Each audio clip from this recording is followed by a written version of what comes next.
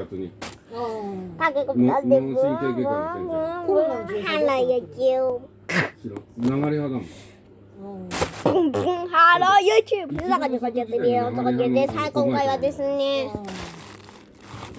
お前もう一店舗あったの知らねえら。知らない。いる今回紹介するの中は伊豆にあるの。こっちな。同じいちごの里とドラえもんぴゃん。知らない。ぼやん。デイから下がって全部同じことはい、今回はもう一店舗これです。多分これ何メートルぐらいやるんだろう。で流り1派メートルもないとですね。で順天と順天は協力病院なんだよあれ、これぐらい流り派にいない先生とかを順天からお願いして来てもらってるから。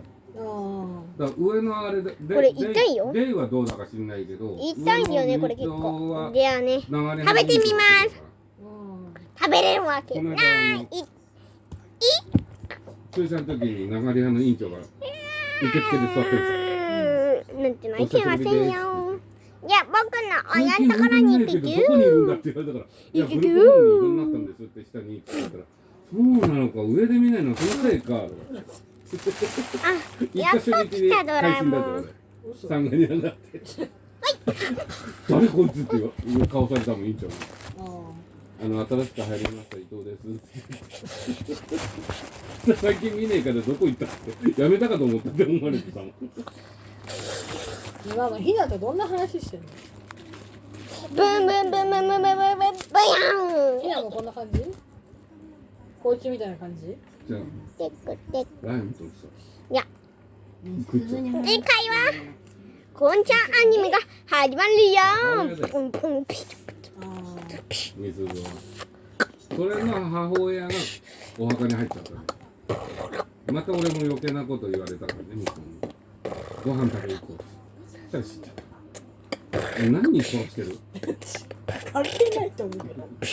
ある意味そうなる。でもここ金が入ってさ、からあれだと思うね。誰があっこ刺されたんでしょ？